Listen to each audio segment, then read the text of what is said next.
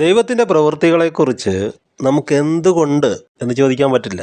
ഉദാഹരണത്തിന് സാറാമ്മച്ചി 90 വയസ്സായപ്പോഴാണ് കർത്താവ് ഒരു കൊച്ചിനെ കൊടുത്തത്. ഇത്രയും ആത്മീയനായ ഒരു മനുഷ്യൻ്റെ ആത്മീയയായ ഭാര്യ. എന്തുകൊണ്ട് കർത്താവ് ഇത്രയും വർഷം അവളെ നിന്ദിക്കാൻ വിട്ടുകൊടുത്തു, സങ്കടപ്പെടാൻ വിട്ടുകൊടുത്തു?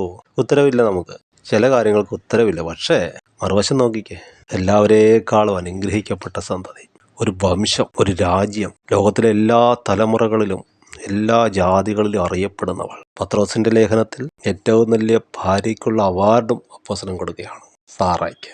തൻ്റെ ഭർത്താവിനെ യജമാനനെന്ന് വിളിച്ച് അനുസരിച്ച് പോന്നവൾ. എല്ലാ ഭാര്യമാർക്കും മാതൃക. അപ്പം അനുഗ്രഹങ്ങൾ വൈകിയാലും പ്രാർത്ഥനകൾ കിട്ടിയില്ലേലും ചർച്ച വിട്ടു പോകരുത്. ക്ഷമയോടെ കാത്തിരിക്കുക. വിടുതൽ മഹത്വത്തോടെ ആയിരിക്കും. കാരണം വിളിച്ചവൻ വിശ്വസ്തനാണ്, രാജാതിരാജാവാണ്.